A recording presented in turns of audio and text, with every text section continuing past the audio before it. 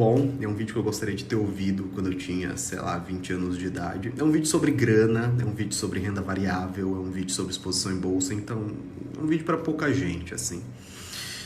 Mas é respondendo essa mocinha do trader, né? E eu vejo muito isso. Existia um cara, em 1928, chamado Has Cobb. Ele era um jornalista, um cara que trabalhava no mercado financeiro. Ele escreveu um periódico chamado, um artigo, em 1929, chamado Porque Todo Mundo Deveria Ser Rico. E Has Cobb, nesse periódico, ele sugeria que as pessoas comuns, qualquer pessoa, comprasse ações, porque o mercado iria se industrializar rapidamente, elas iriam ganhar 25% ao ano e em pouco tempo, se eles investissem $15 por mês, lembrando que era 1929, né? Então $15 era uma grana, em pouco tempo eles teriam 80 mil. Esse periódico foi distribuído para o Brasil, para o país inteiro, nos Estados Unidos, foi celebrado como um periódico importante, e as pessoas leram aquilo, e o jornal vendeu pra caramba, e estava todo mundo muito eufórico. Pouco tempo depois, a crise de 29 aconteceu. E o mercado caiu 89% na maior parte das suas ações, que ele ficou fechado por um monte de tempo. Riqueza foi dizimada. Tinha um monte de gente que pegava empréstimo para comprar ações, não é? E se alavancavam, porque as ações estavam subindo muito mais do que qualquer taxa de empréstimo. E quando esse mercado caiu, e todo mundo foi massacrado, 89% de queda, né, média nas principais empresas do país, nunca mais se repetiu isso. Has Cobb foi condenado como um grande criminoso, né, pela opinião pública. Inclusive um senador, acho que foi de Indiana, disse que ele era o grande culpado pela crise, por ter feito pessoas comuns, trabalhadoras, terem comprado ações no mercado de renda variável, quando as ações estavam no topo. Has Cobb foi o grande culpado? Não. É sequer justo dizer que ele causou prejuízo? Também não. E por que eu tô falando isso? Cara, essa história é tão bom.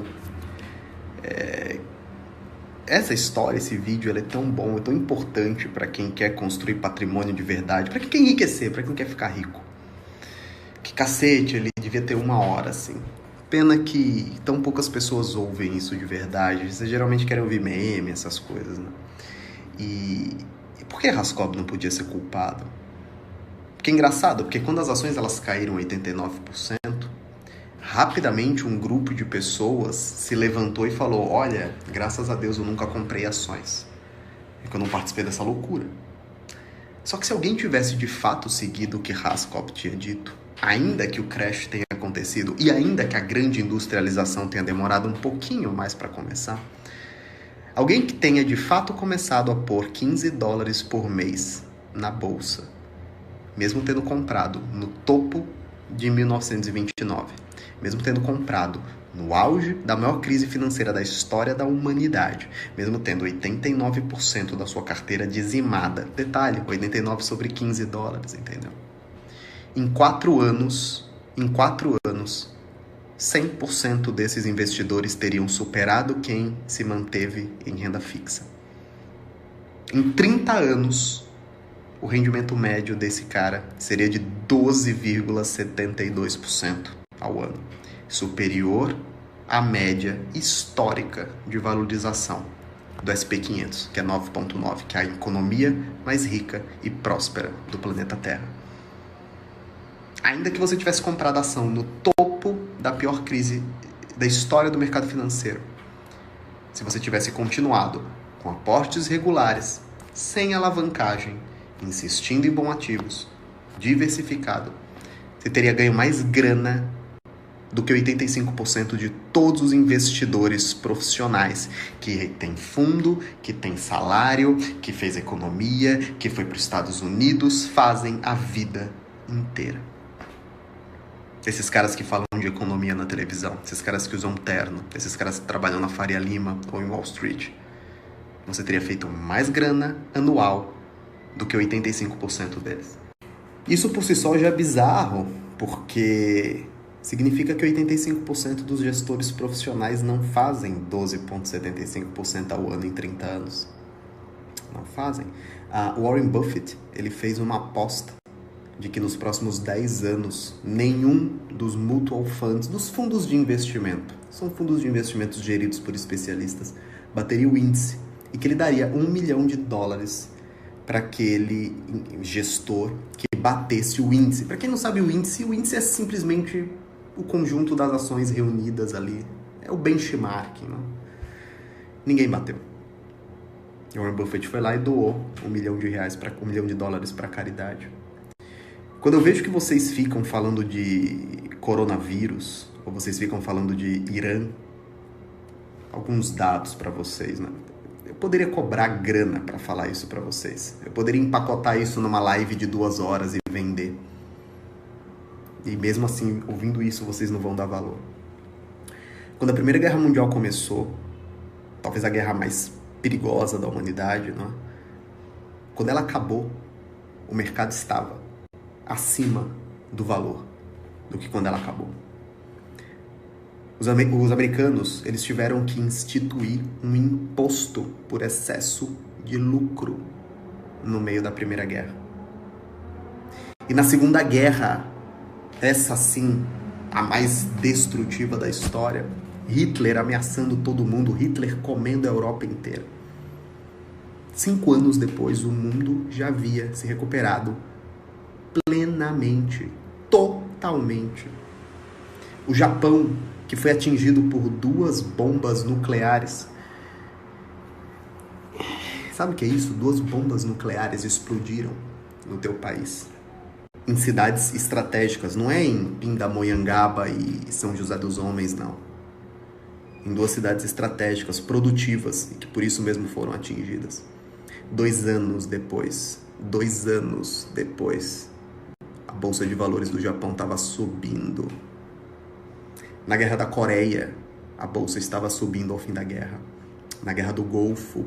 Assim, quando houve a Guerra do Golfo, o mercado caiu 16%. Que era petróleo, né? Os americanos não eram autossuficientes. Quando os Estados Unidos bombardearam o Iraque, a Bolsa já estava subindo 5%. Assim que fechou a primeira semana do bombardeio, a Bolsa já estava de novo para cima. Provavelmente a Bolsa chinesa daqui a pouco recupera esse valor. 11 de setembro, o mercado foi para cima. Menos de 3 ou 4 meses depois.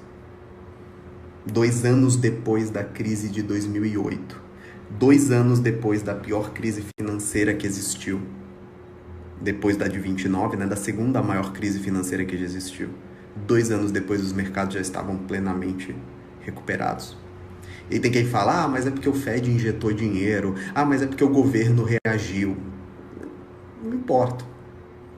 Não me importo, sinceramente eu não me importo, porque significa só que eles podem arranjar outro recurso mais para frente para remediar esses problemas. Vamos voltar para o Brasil? Em 1982, nós éramos o país com a maior inflação do planeta Terra. De 1982 a 1992, em 10 anos, o Brasil teve 1 quadrilhão% inflacionário. Foram 5 moedas, 5 cortes de zeros. Nós criamos o overnight. Nós podíamos comprar 5 latas de óleo. O mercado subiu.